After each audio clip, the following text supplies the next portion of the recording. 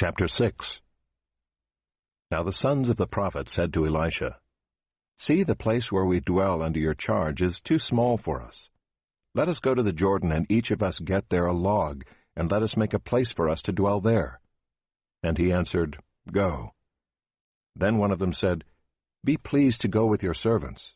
And he answered, "I will go." So he went with them, and when they came to the Jordan, they cut down trees. But as one was felling a log, his axe head fell into the water, and he cried out, "Alas, my master, it was borrowed." Then the man of God said, "Where did it fall?"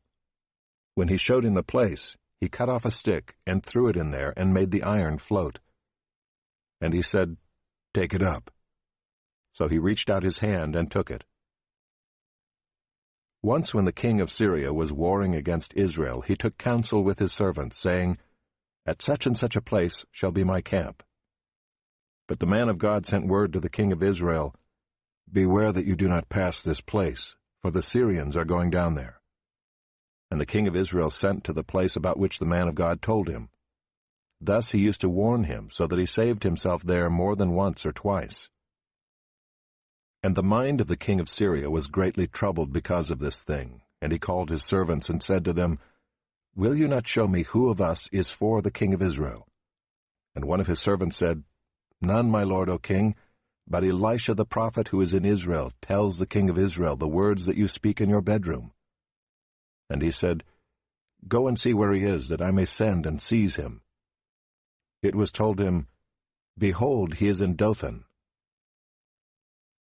So he sent their horses and chariots and a great army, and they came by night and surrounded the city. When the servant of the man of God rose early in the morning and went out, behold, an army with horses and chariots was all around the city. And the servant said, "Alas, my master, what shall we do?" He said, "Do not be afraid, for those who are with us are more than those who are with them." Then Elisha prayed and said, "O Lord, please open his eyes, that he may see." So the Lord opened the eyes of the young man, and he saw, and behold, the mountain was full of horses and chariots of fire all around Elisha.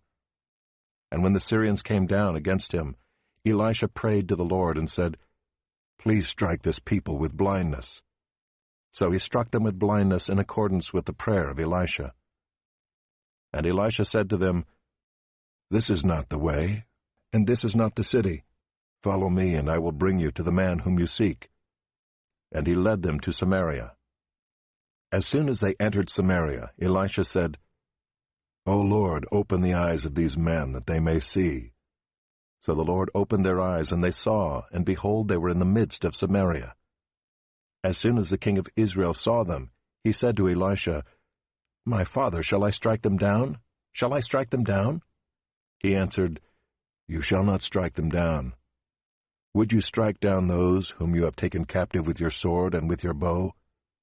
Set bread and water before them, that they may eat and drink and go to their master." So he prepared for them a great feast, and when they had eaten and drunk, he sent them away, and they went to their master. And the Syrians did not come again on raids into the land of Israel. Afterward Ben-Hadad, king of Syria, mustered his entire army and went up and besieged Samaria. And there was a great famine in Samaria as they besieged it, until a donkey's head was sold for 80 shekels of silver, and the fourth part of a cab of dove's dung for 5 shekels of silver. Now as the king of Israel was passing by on the wall, a woman cried out to him, saying, "Help, my lord, O king!" And he said, "If the Lord will not help you, how shall I help you? From the threshing floor or from the winepress?" And the king asked her, "What is your trouble?" She answered, "This woman said to me, 'Give your son that we may eat him today, and we will eat my son tomorrow.' So we boiled my son and ate him, and on the next day I said to her, 'Give your son that we may eat him.' But she has hidden her son." When the king heard the words of the woman, he tore his clothes. Now he was passing by on the wall, and the people looked, and behold, he had sackcloth beneath on his body. And he said, "May God do so to me, and more also, if the head of Elisha the son of Shaphat remains on his shoulders today." Elisha was sitting in his house, and the elders were sitting with him. Now the king had dispatched a man from his presence, but before the messenger arrived, Elisha said to the elders, "Do you see how this murderer has sent to take off my head? Look, when the messenger comes, shut the door and hold the door fast against him. Is not the sound of his master's feet behind him?" And while he was still speaking with them, the messenger came down to him and said, "This trouble is from the Lord. Why should I wait for the Lord any longer?"